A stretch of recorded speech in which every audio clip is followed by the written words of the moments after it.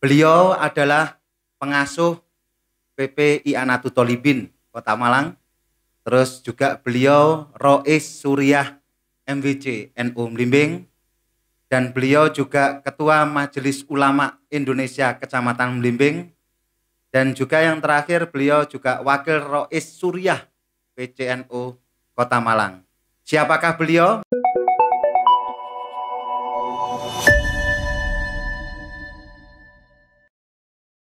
Assalamualaikum warahmatullahi wabarakatuh. Yai Saifuddin Juri. Waalaikumsalam warahmatullahi wabarakatuh. Hidup Ansbi.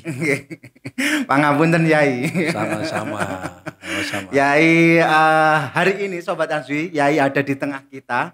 Beliau adalah Yai kita yang benar-benar kita hormati dan kita takdimi atas arahan dan petunjuk-petunjuknya hari ini. Dan ini cukup spesial bagi kita karena atas kerawahan Yai hari ini berkenan hadir di ruang podcast kami. Ini tentunya juga salah satu kehormatan bagi Ansbi, terutama bagi Sobat Ansbi untuk tetap stay tune di podcast kami. Yai, ini cukup menarik Yai. Kami terus terang hari ini sangat merasakan sebuah kehormatan besar panjenengan saged rawuh. Ya, tentunya hari ini lagi-lagi Yai adalah seorang ulama dan seorang dai, ya kan? Tentulah hari ini menjadi sudah tidak asing lagi bagi kita semuanya untuk mengetahui sosok Yai, yaitu Yai Saifuddin Juri. Ternyata Sobat Asbi, di balik keyaiannya Yai, ini yang cukup menarik. Pangapunten Yai, ini ada tentunya mengundang banyak pertanyaan dari sobat-sobat Ansbi yang ada dimanapun Anda berada. Pastinya penasaran dengan apa yang melatar belakangi selain rutinitas, ya kan, kedaian Yai, ya kan, yaitu adalah salah satu kegemaran yang sangat unik, dan ini tentunya belum ada yang tahu bahwa Yai adalah salah satu penggemar atau penggiat burung perkutut, ya kan, yang sangat legendaris hari ini, yaitu burung yang sangat betul-betul hari ini mempunyai filosofi tinggi, ya kan. Tentunya Sobat Asbi, pada kesempatan hari ini kita nggak akan ketinggalan, kita harus tahu betul, ya kan. Karena Yai, pangapunten Yai, di rumah banyak sekali ya perkututnya Yai ya. Alhamdulillah, karena dia ternak, ternak, dikembang biakan. Yai, langsung saja Yai, karena kami sudah tahu latar belakang Yai hari ini, tentunya ini juga cukup menarik. Kita ada tema yang betul-betul hari ini cukup menggigit bagi kami, dan itu melatar belakangi Yai ternyata ada kegemaran khusus berkenaan dengan burung perkutut. Ini bisa diceritakan Yai berkenaan kegemaran Yai sehari-hari, terutama pagi hari dengan burung perkutut yang ada di rumah sebegitu banyaknya. Monggo Yai. Assalamualaikum warahmatullahi wabarakatuh. Waalaikumsalam. Bismillah, alhamdulillah, wassalatu wassalamu ala rasulillah Muhammad ibn Abdillah wa ala alihi wa ashabi wa mawalah wa la hawla wa la quwwata illa billah, amma ba'd. Sahabat-sahabat Ansbi yang saya cintai, saya banggakan. Saya menyenangi perkutut itu mulai masih sanawiyah. Sanawiyah ya. Ya.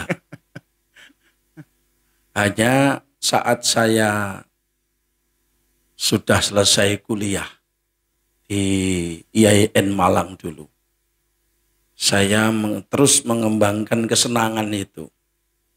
Karena saya pikir sesuatu itu kalau sudah diawali dengan senang, ketika kita kembangkan kesenangan itu secara profesional, itu akan menjadi selang datangnya rezeki. Dan itu saya yakini ada di perkutut. Perkutut ya. Karena dasarnya sudah senang. Apapun kalau sudah senang biasanya ya terus bisa berkembang. Dan teman-teman saya menyatakan, wah jenengan jodoh Kiai. Saya ternak bolak-balik gagal saja. Padahal saya itu pokoknya tak openi, tak sayangi ya mana terus itu. Nah, saya awalnya belum ternak dulu masih menyenangi ya burung 1, 2, 3 perkutut. Karena memang perkutut ini burung legendaris tanah Jawa. Di mana burung ini memiliki satu penggemar yang kelasnya tuh kelas elit. Iya. Mulai dari raja-raja. Lalu khususnya setelah Islam masuk itu para wali-wali 9 dulu diceritakan itu tidak ada satupun yang tidak memiliki perkutut. Iya. Lalu di bukunya Romo Yai Hanan yang judulnya Khususiatul Kumari, keistimewaan burung perkutut sebagai burung legendaris tanah Jawa. Kenapa wali dulu itu menyukai perkutut? Karena perkutut itu burung yang punya karakter tersendiri dibanding karakter burung yang lain. Misalnya burung perkutut tidak bisa menirukan yang lain. Dia punya jati diri. Jadi suaranya ya seperti itu. Kalau burung perkutut zaman dulu, hur ketekuk, hur ketekuk, hur ketekuk. Dan bahasanya sudah terjadi pergeseran nilai dari bahasa yoni menjadi bahasa seni. Dulu perkutut itu dibahasakan lo berapa. Sekarang berapa ketukan. Kenapa lo? Karena kutut itu dulu gandengannya mesti dengan keris. Keris itu ada lo. Lo sekarang pergeseran nilai menjadi bahasa seni udah berubah menjadi ketukan. Berapa ketukan? Pleu pupupupupupupung. Dipandang dari segi keistimewaannya burung perkutut yang pertama dari aspek suara. Suara itu saya pikir membuat orang tenang. Zaman kalau lihat lomba perkutut tidak seperti zaman melihat lomba burung ocehan. Tenang. Napa bedane pun Yai? Yo, kalau lomba ocehan kan sing bungok-bungok itu sing duwe. Yang niup-niup suara itu kan sing duwe, pakai alat-alat itu. Menyemangati. Kalau perkutut enggak, tenang. Yang punya itu diam. Ketika udah bunyi misalnya dia yang bunyinya itu bunyi yang maksimal luar biasa. Pleu pupupupupupupupung. Wah, lagi yang punya lagi aduh. Karena dia sedang cocok. Suaranya itu suara yang cocok. Suara yang standar gitu ya. Ini dari segi suara. Yang kedua dari aspek suara itu sudah kutut itu punya jati diri, nggak bisa nirukan yang lain. Dia punya karakter. Jadi kalau misalnya nggak ada ya burung perkutut nerok no podang itu nggak ada. Tapi kalau burung podang nerok no perkutut ada. Dulu pernah laku 5 juta saya baru ingat di Probolinggo itu ada manuk podang hanya bisa bunyi perkutut karena sejak kecil dia didekatkan dengan kutut. Kutut nggak bisa. Yes, itu dari Allah. Dan dipandang dari segi nilai ketukan. Ada yang engkel, ketukannya 4. Leu pupupung, itu engkel namanya. Ada yang 1,5, ketukannya 5. Leu pupupupung. Ada yang ketukannya double sari, 6 ketukan. Leu pupupupupung. Yang biasanya harga masjid. Burung satu bisa untuk bangun masjid. Itu ketukannya 8. Leu pupupupupupupung. Waduh, mahal itu. Marem gitu. Mahal. Enggak ada yang semahal kutut. Burung apa saja, hewan kuda yang termahal masih kalah dengan kutut. Pernah juara nasional itu ditawar 6 miliar. 6 miliar nggak diberikan. Nggak ada kuda yang harga 6 miliar, nggak ada. Perkutut pernah ditawar Malaysia 6 miliar. Dan itu nggak diberikan. Itu perkutut. Yai, tadi sempat disinggung dengan piaraan wali Yai. Atau raja-raja. Niki pripun Yai? Dulu sejarah riwayat historinya. Yang sangat terkenal, yang sangat menggunakan media Perkutut sebagai media dakwah itu Kanjeng Sunan Kalijaga. Nggih. Kanjeng Sunan Kalijaga itu cara menaklukkan raja-raja menghadiahi dengan kutut. Raja-raja itu dihadiahi kutut. Dan dibikin Perkutut itu media untuk melihat kewaliannya seorang wali itu. Misalnya raja dihadiahi kutut, dimasukkan kurungan berubah menjadi Ular. Nggih. Lalu tiba-tiba menghilang ular di dalam sangkar itu. Lalu 3 hari kemudian kembali lagi menjadi kutut. Akhirnya yang dihadiahi bingung. Ini siapa yang memberi? Lah yang ditanya yang memberi. Ngoten nggih. Iya. Padahal Kanjeng Sunan Kalijaga wiritan burung itu ya wiritannya Kanjeng Sulaiman. Innahu min Sulaiman wa innahu bismillahirrahmanirrahim. Disebul sudah keluar karomahnya. Keluar apa namanya ya, keistimewaannya. Memang tujuannya untuk menaklukkan raja-raja tanah Jawa yang saat itu sudah ada dasar menyukai burung perkutut. Raja mana saja dulu pasti punya burung perkutut. Lah Kanjeng Sunan Kalijaga kepingin saingan. Kalau perkututmu hanya seperti itu, kau dengarkan suaranya, aku bisa bikin kutut bisa jadi ular. Makanya biasa. Suaranya terus kayak ular kan? Nggih. Wonten ioni nggih. Ada.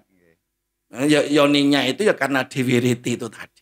Nggih. Di samping memang perkutut itu burung yang disukai malaikat hafadhah. Dalam kitabnya Yahanan itu. Nggih. Burung yang disukai oleh malaikat hafadhah dan juga burung yang disukai oleh jin-jin muslim. Makanya dulu pernah ada satu larangan menembak burung perkutut ya. Nggih. Jangan-jangan ikut dimong jin. Ditembak balik nang sing nembak. Ditembak bul hilang. Itu dulu orang tua-tua kita melarang. Lek nembak apa-apa sing penting ojo kutut ya. Saya masih ingat itu masih kelas-kelas SD tahun 77, 71 atau 72 dulu. Ada larangan untuk menembak perkutut. Ya. Saya kira menarik ini. Sobat Arsbi tentunya hari ini di balik latar belakang keyaian yai kita ternyata dengan kutut ini sangat betul-betul sudah menjadi kegemaran dan sudah menjadi sebuah keharusan yai untuk nernak nggih yai. Yai tentunya hari ini yai kita juga ingin tahu yai dengan kegemaran kutut ini mulai tahun berapa yai? Dimulai dari mana yai? Saya sejak kuliah sudah punya kutut di kos-kosan saya itu. Lalu ketika saya tamat, lalu kemudian saya berkeluarga, saya mulai ternak. Sekitar tahun 92 saya mulai ternak. 92 ya, masih di Bokir sana dulu. Oh, ten Bokir ya. Tahun 92 saya ternak di Bokir. Dengan jumlah besar apa kecil ya? Saat itu tetap 9 kandang saya. Saya selalu pakai angka 9. Jangan lupa Sobat Arsbi, 9 kandang masih dan jadi karakter ikonnya ini. Bird farm saya BTG 9. Bintang 9. Oh ya Allah, bintang yang sudah 9. Diakui oleh nasional organisasi perkututan itu ya BTG 9, artinya ternak bintang 9. Ternak bintang 9. Jadi kalau misalnya nanti diklik kutut bintang 9 punya saya. Luar biasa ya. mulai tahun 91 dan saya pernah belajar sungguh-sungguh itu malah justru di Cina. Oh, ngoten. Saya belajar ternak breeding itu di PSG Bandung. Oh, Bandung. Lalu di Tasikmalaya pernah. Saya sampai nginep di sana, digratisi sak hotelnya. Oh, gitu ya. Karena sudah tahu kalau saya mau beli, nanti mesti gawa duit. Digratisi saya hotelnya. Sak mangan nih gratis karena tadi tahun 92. Nggih. 92 sudah dengan kegemaran kutut nggih. Sudah. Nggih. 92 itu saya sudah pernah dapat rezeki 25 juta dari kutut. Subhanallah, luar biasa. Ternyata gawa rezeki ya. Rumahku yang di Bokir itu sebelum haji itu rumah perkutut. Rumah perkutut. Yai, sekarang ada jumlah berapa Yai di rumah? Ya kira-kira ada kalau sekitar 200-an. Ya Allah. Ada. Ya, ada. Banyak sekali. Tentunya Sobat Hasbi, jangan melihat Yai hari ini dengan keseharian yang cukup. Ya. Mungkin Yai, ternyata Yai di rumahnya bisa ditengok langsung 200 perkutut yang masih ada di rumahnya hari ini. Ada. Dan itu masih menjadi kegemaran Yai tiap pagi. Jadi saya prinsipnya payu gak payu yang penting tak ingoni. Karena prinsip saya malayarham layurham. Saya menyenangi, saya mencintai, saya memberikan rezeki pada dia. Katanya kalau ngerumat ya dirumat. Lek nyenengi ya disenengi. Dan saya yakin saya berusaha untuk mencintai makhluknya Allah. Karena mencintai. Jadi burung itu dia nyambung. Burung perkutut itu kalau punya kasar ya dia kasar. Oh ngoten nggih. Iya. Kalau orangnya halus, sabar, burung itu ya nyaman saja, didekati nyaman saja. Tergantung karakternya yang ngopeni. Oh ngoten. Iya. Dan burung perkutut itu burung yang menurut saya mendidik sabar dan manehnya. Ini salah satu kenapa wali dulu suka kutut. Enggak ada yang berani judi dengan kutut. Oh, lek doro masih andoan. Nggih, maksiat Mas. Dosa. Kutut enggak ada yang berani.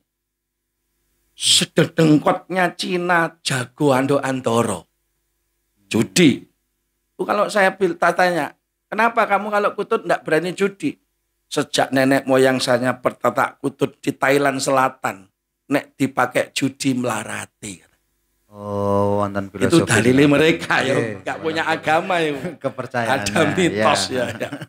Ada mitos.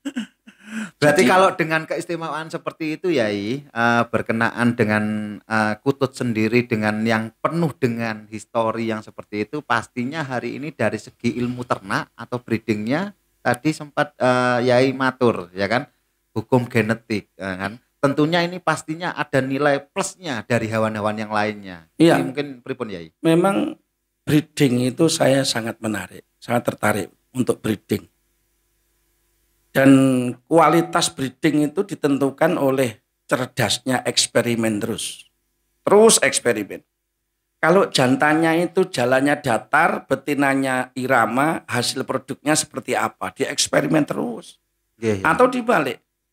Kalau misalnya betinanya datar, jantannya irama, produknya seperti apa? Dititeni terus, dicatati terus. Kalau jantannya jalannya double plus, betinanya double triple, nanti produknya seperti apa, kualitas jalannya seperti apa, air suaranya seperti apa, dieksperimen terus. Nggak boleh bosen, terus harus begitu. Karena bahasa Jawanya banyak niteni ya. Ya kudu banyak niteni dan itu harus dicatat. Kalau nggak dicatat dia nggak ingat. Dulu ternak saya yang pertama jalannya jantan datar 8 ketukan, betinanya 10 ketukan, anaknya seperti apa? Kalau hilang catatan ya lupa sudah. Hilang, harus ada catatan. Makanya kalau kepengen tertib dicatat terus. Oh ternyata dulu ketika aku ternak jantannya double, betinanya jalan datar double triple, anaknya bagus. Nah itu harus rumus nanti. Menjadi rumus. Nah selama ini, nah ini tak bocorkan rahasianya ya. Pripun Yai. Selama ini burung-burung saya yang saya anggap standar, enak, nyaman didengar, bagus. Itu ketika jantannya irama, 7 ketukan, betinanya ketukannya harus di atas 9 datar. Datar itu misalnya begini, betina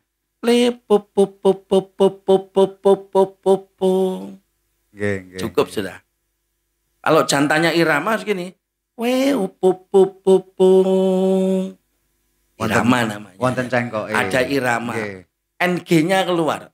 Suara NG itu dengungnya, suara dengungnya harus keluar. Itu burung yang berkualitas, air suaranya biasanya anak-anaknya ikut bagus. Ya, itu sudah jadi rumus. Jadi rumus jadi rumus ternak. Dan burung itu kalau sudah keluar menjadi burung yang bagus, itu sebaiknya dijual.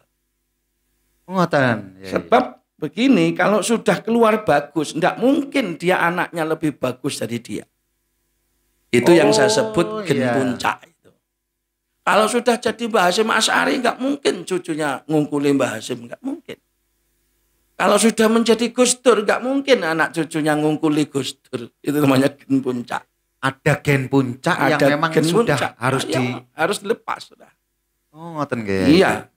Karena dia jadi burung bagus. Orang tuanya kan tidak bagus. Indukannya kan biasa. Terus dia keluar bagus karena apa? Namanya padu. Jantan betinanya indukannya ini memang sudah padu. Oh, sama kalau padu ya biasanya kalau tidak seberapa baik anaknya jadi baik, namanya padu. Kalau mungkin orang gitu sekufu.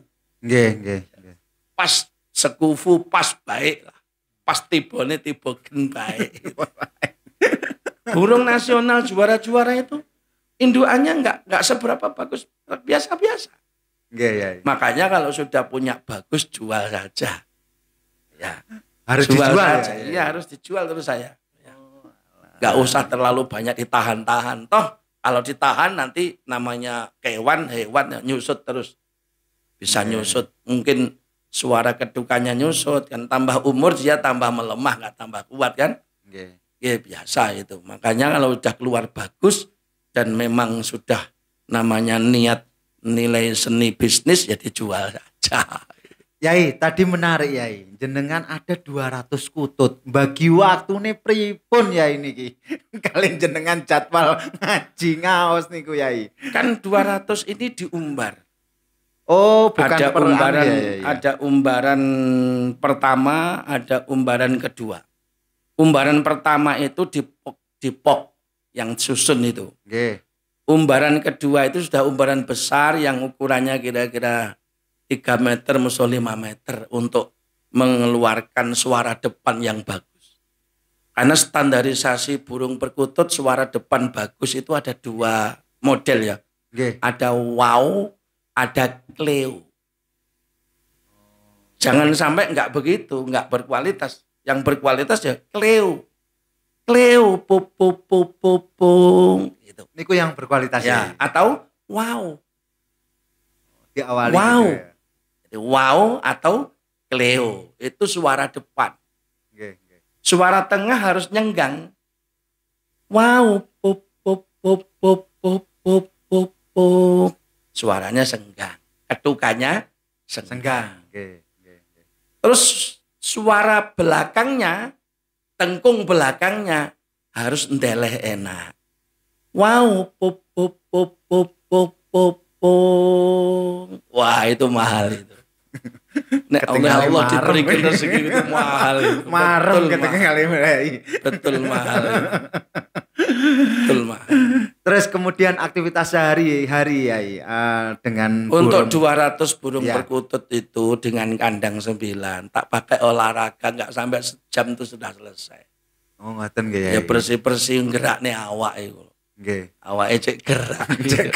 Iku enggak sampai 1 jam udah selesai. Tapi ada enggak ya yang berkebutuhan khusus perkututnya? Misalkan ada yang perlu ada penanganan khusus dalam pemeliharaannya ya, atau paling ya yang sudah kita pilih burung yang istimewa yang akan kita jadikan breeding istimewa atau paketnya paket lomba ya harus kita sendirikan memang. Saya sendirikan, kita pilih, kita pantau, kita amati terus bagaimana perkembangan dari perkutut mulai piyek bagus sampai dia umur 5 bulan kan kita pantau terus. Ya, sehingga nanti dia menjadi kelompok lomba atau di breeding kembali. Terus kemudian ya ini kan pastinya hari ini sudah meramban ya berkenaan dengan perkutut. Kalau dulu kan sudah menjadi asas yang memang betul-betul ngingu putut itu kayak modelnya wong priai. Tapi kan sekarang kan wonten istilah sudah merambannya zaman dan ini sudah menjadi kebutuhan untuk bisnis komersil. Kadang-kadang itu bagaimana ya?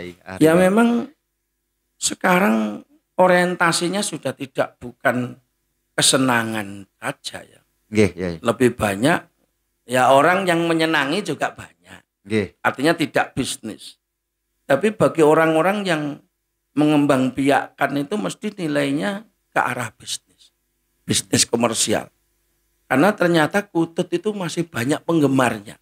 Nggih. Orang-orang yang elit, orang-orang yang penggede itu masih banyak yang suka perkutut.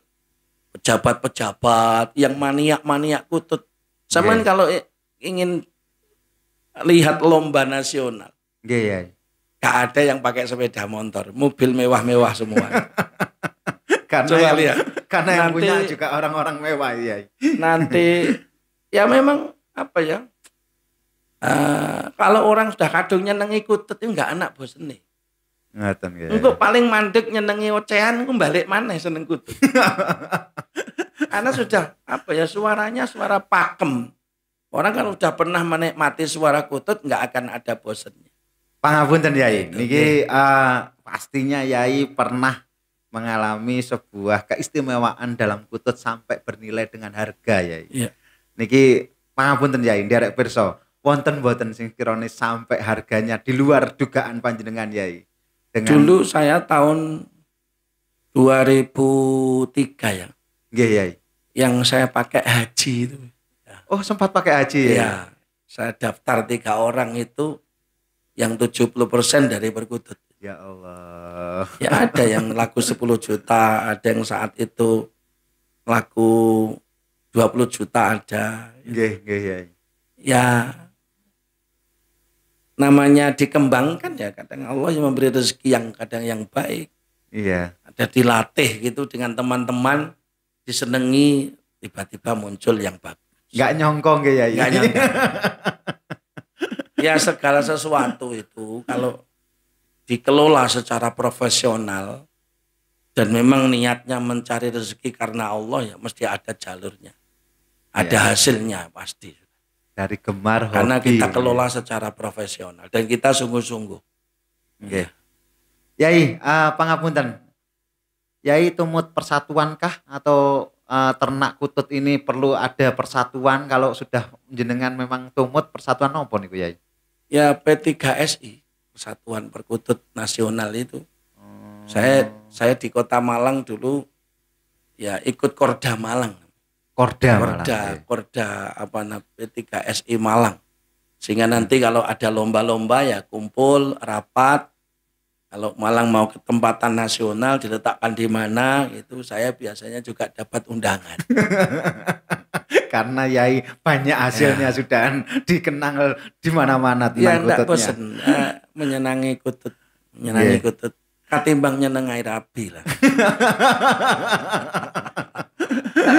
Yai pangapunten, jenengan kemareman dengan kutut itu nopo Yai? Kemareman selain dengan ternaknya, selain dengan kemareman yang di hati, betul-betul hari ini kita pandang bahwa kutut ini ya istilahnya membuat inspirasi. Napa melih sampai yai-yai lintunipun kula kepanggih terus serius lek nang omah Yai Syafuddin Yuhri lek nang mburi aku kerasan sama yai-yai lintunipun ngatus ngoten. Pripun Yai niku? Ya memang burung perkutut, burung piaraannya wali. Saya itibak saja.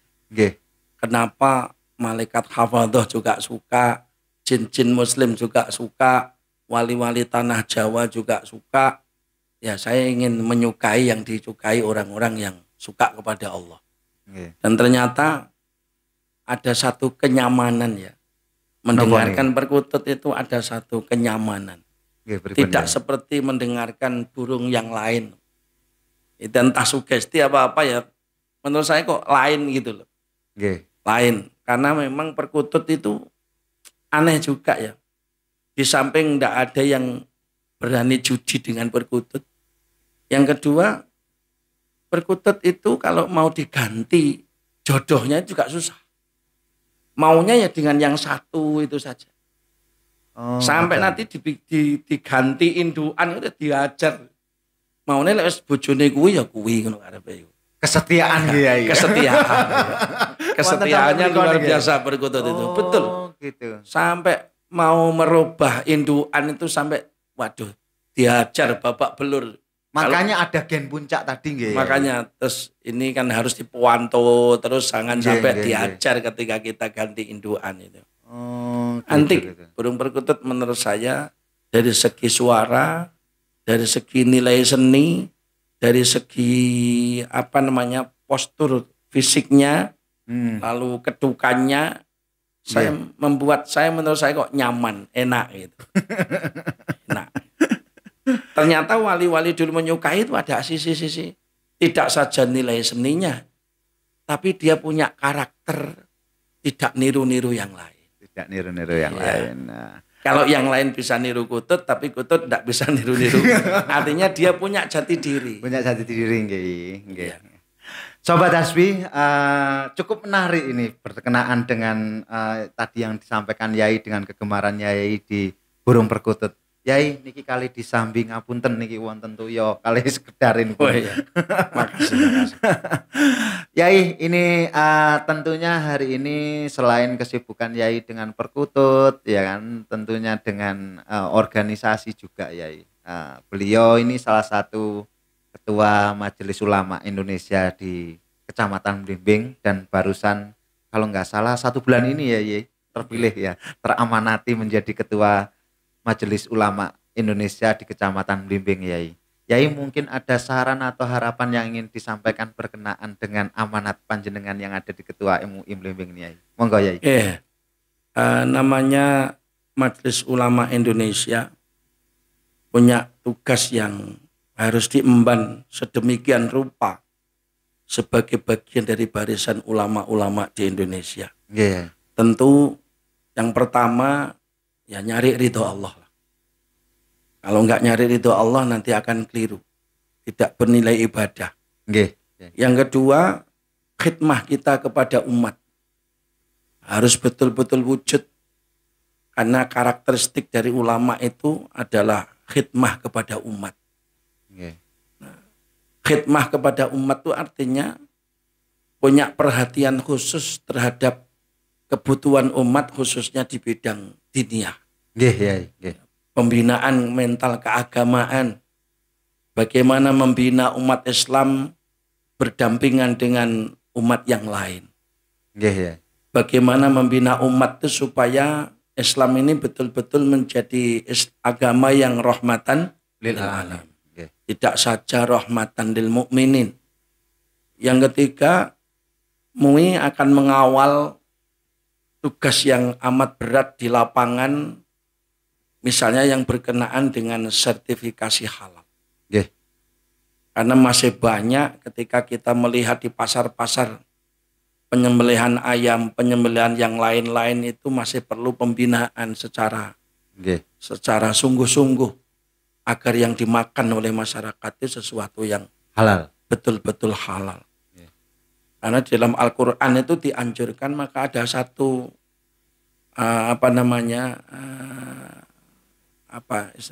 departemen khusus dalam MUI, apa istilahnya itu, namanya halal ya apa? Sertifikasi halal. Itu ada khusus nanti yang akan bertugas untuk membidangi itu. Dan itu amanat Quran. Wa kulu mimma razaqakumullahu halalan thayyiban. Di dalam Al-Quran dianjurkan ada proses halalan thayyiban. Halalan dari aspek hukmiyah, thayyiban mungkin dalam aspek proses. Islam itu kalau bicara halal harus memperhatikan proses. Tidak boleh prosesnya tidak baik, tidak boleh. Yang halal pasti prosesnya thayyib. Prosesnya yang baik, seperti yang dicontohkan oleh baginda Rasul. Lalu yang ketiga, sebagai seorang underboy ya, kita kan bukan ulamanya ya, kita ini pengikutnya, pengikutnya sudah Masya Allah. Pelaksana dan pengikut. Kita ini mengikuti jejak ulama yang di bawah ini, jangan sampai lupa bahwa tugas kita sebagai Majelis Ulama Indonesia itu terus-menerus harus ngawal supaya Islam itu tidak benturan dengan siapapun. Itu tugas. Jangan sampai Islam itu dikesankan keras, Islam itu dikesankan bengis, Islam lalu dikesankan tidak peduli. Tugas ulama adalah mengawal Islam yang seperti itu. Kalau sekarang sudah mulai menggejala ya, kelompok-kelompok radikalis, maka kita harus menjawab dengan keilmuan yang cukup. Jadi MUI mengawal di bidang ilmu, tidak mengawal bentur fisik, tidak. Ya. MUI harus betul-betul mengawal dari sisi keilmuan, pembinaan umat dengan ilmu yang cukup, bagaimana memberantas radikalisme dengan ilmu. Alhamdulillah. Nah, itu harus diupayakan terus-menerus, maka nanti saya ingin ada program khusus MUI itu untuk silaturahmi anjang sana dari masjid ke masjid. Okay. Karena yang ada itu hanya NU dan Muhammadiyah. Okay. Ya bagaimana NU bersilaturahmi di masjid Muhammadiyah. Bagaimana Muhammadiyah bersilaturahmi di masjid NU. Biar saling memahami kultur kemasjidannya NU dan Muhammadiyah, sehingga sudah tidak ada kesan bahwa masjidnya NU diserobot Muhammadiyah atau sebaliknya. Bagaimana menempatkan porsi kebiasaan amaliyah keagamaan di dua organisasi ini agar tidak terjadi benturan di lapangan. Itu MUI ikut membina. Karena isinya hanya kalau enggak NU ya Muhammadiyah. Luar biasa. Bagaimana orang Muhammadiyah nanti ketika ikut subuhan di NU ya ikut kunut itu enggak batal no sholat. Dan bagaimana ketika NU ikut subuhnya Muhammadiyah, Anda tidak kunut juga tidak alergi. Itu ikut mengawal ya. Karena masing-masing dulu madhab juga begitu kok. Ketika Imam Syafi'i kunut, lalu Imam Ahmad bin Hambal tidak kunut, ya biasa-biasa saja. Tidak terlalu tegang begitu. Ketika Imam Hanafi tidak kunut, Imam Malik kunut. Imam Malik salah satu gurunya Imam Syafi'i saja kan beda tempat tuh kunutnya itu. Ya sama-sama kunut tapi beda tempat. Itu juga tidak sokibul geger wal kesro. Jadi MUI nanti akan mengawal itu. Bagaimana menjadi umat itu menghadapi perbedaan itu dengan mental dan akhlak yang mulia itu. Ini harus. Sebab orang yang tidak berakhlak saja yang dia akan resah. Misalnya ya. Kan ini targetnya MUI juga. Jangan sampai gara-gara ada imam kunut lalu dijotos makmum ya. Itu kan yang jotos tidak ilmiah itu. Berarti dia resah. Menghadapi perbedaan dia tidak siap. Jadi intinya sebenarnya orang yang resah, orang yang bengis itu adalah orang yang tidak berakhlak. Nah, kita ngawal akhlaknya umat. Subhanallah. Makanya kalau kita di masjid-masjid tidak ngaji tasawuf, tidak ngaji akhlak, dia akan resah. Menghadapi perbedaan dia akan tegang, resah. Sampai terjadi imam dijotos, makmum gara-gara kunut. Iku sing goblok, iku sing kunut, atau sing jotos itu. Saya kira ini cukup betul-betul relevan Yai. Memang hari ini kita sampai ingat ya. Kadang kita nggak boleh mencari kesamaan dalam sebuah perbedaan ya. Juga kita juga di lain itu juga jangan sampai membedakan yang sudah sama. Menajamkan persamaan saja. Menajamkan persamaan. Tidak usah menajamkan perbedaan. Saya kira Sobat Arsbi tadi Yai sudah berbicara kutut ya, dan sudah berbicara dengan keulamaan Yai selaku dai yang selalu memberikan pitedah atau arahan bagi kita semuanya.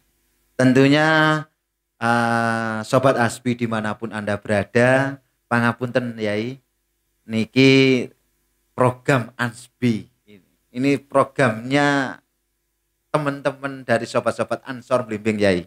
Bagus. Ini di bawah naungan panjenengan Yai, nedhi dukungan lan aranipun mbok menawi Yai wonten sepatah dua patah kata yang akan disampaikan melalui dawuh Yai berkenaan program kami Ansbi Yai, kami betul-betul berharap untuk ke depan dan kami terus terang minta arahan dan petunjuk dari Yai bagaimana kita bisa survive di era digitalisasi ini Yai.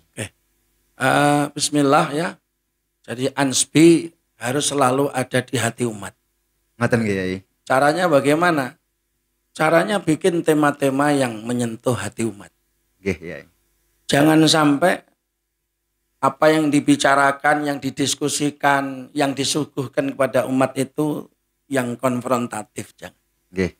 Pasti nanti akan berada di hati umat.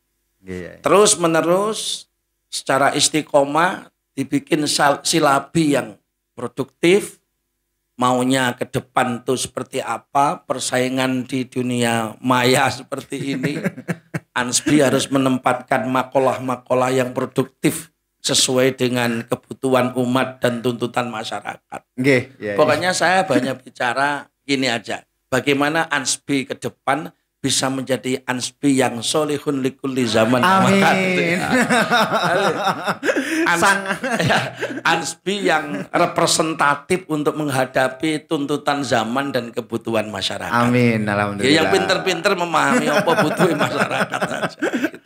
Ya kan, Ansbi yang betul-betul siap dengan tantangan era zaman, harus. Ya. Sobat Ansbi, kami cukup akhiri sampai di sini dan kita bertemu lagi dalam channel yang sama dan tentunya hari ini di program podcast berikutnya yang cukup baik dan menarik ya untuk kita sama-sama saksikan.